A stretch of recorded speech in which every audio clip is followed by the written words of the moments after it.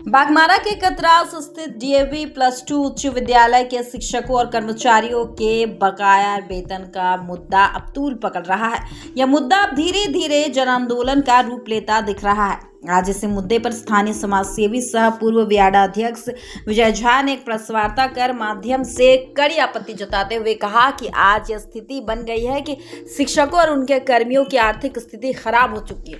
उनके शिक्षा और स्वास्थ्य पर सीधा असर पड़ रहा है, जिसका सीधा तौर पर प्रबंध कमेटी जिम्मेदार है। वहां यह भी कहा कि इन शिक्षकों का वेतन अविलंब भुगतान नहीं हुआ तो संवैधानिक तरीके से आंदोलन का रास्ता इख्तियार करना पड़ जाएगा। कतरास में डीएवी +2 शिक्षण संस्थान जो कतरास का एक गौरव है, जिसमें लगभग 2000 बच्चे प्रति वर्ष पढ़ाई करते हैं और न सिर्फ इस क्षेत्र का नाम रोशन करते हैं, शिक्षण संस्थान का भी नाम रोशन करते हैं।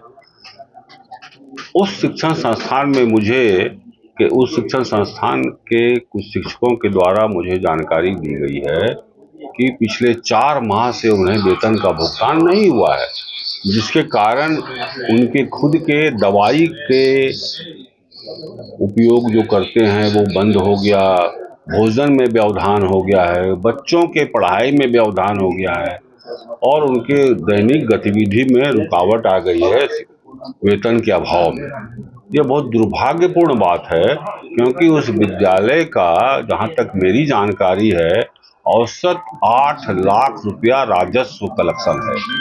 बच्चों के फीस के SLC, TLC जो भी है सब 8 लाख औसत, और खर्च है मात्र 4 लाख मासिक।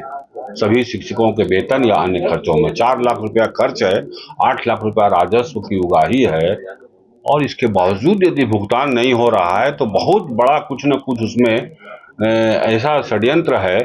तो ये साजिश का पर्दाफाश होना चाहिए। इसलिए मेरी पहली मांग है, सभी शिक्षकों को अविलंब उनका वेतन भुगतान किया जाए, जिससे उनके जीने खाने दवाई की व्यवस्था सुचारू रूप से चल सके और बच्चों के बीच भी वो आकर के पठन पाठन का काम कर सके। मैं सिर्फ इस पर कि गरिमा पर चोट नहीं पहुंच रहा है। संस्थान के दयानंद आर्य सरस्वती जी के द्वारा स्थापित है ये संस्था।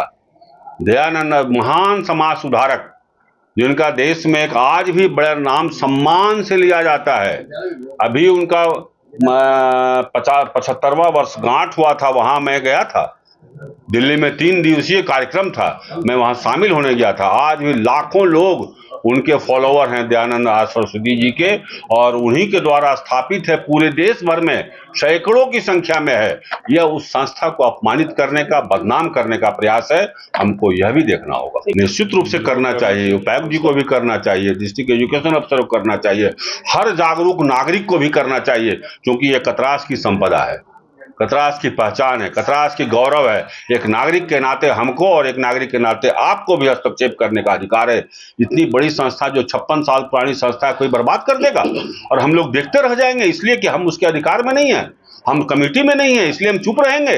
हर नागरिक का मौलिक अधिकार है, कहीं गलत हो रहा है उसके खिलाफ खड़ा होना, आवाज उठाना। पूरी कमेटी में बैठे लोग जो सिर्फ सत्ता पर रहना चाहते हैं लेकिन जिम्मेवारी का निर्वाह नहीं करना चाहते हैं, उनकी जिम्मेवारी भी है। आप एसेट चाहिए, आपको लायबिलिटी नहीं चाहिए। एसेट्स के साथ लायबिलिटी भी होता है, उसका भी निर्धारण कीजिए। और आपके जेब से नहीं लग रहा है पैसा। जिस विद्यालय का आय हो प्रति माह 8 लाख रुपया, उस विद्यालय में 4 लाख का भुगतान शिक्षकों का नहीं होगा तो निश्चित रूप से किसी न किसी की मनमर्जी चल रही है। कोई न कोई अपने मन से चला रहा है वहां, नियम कानून को ताक पर रख करके।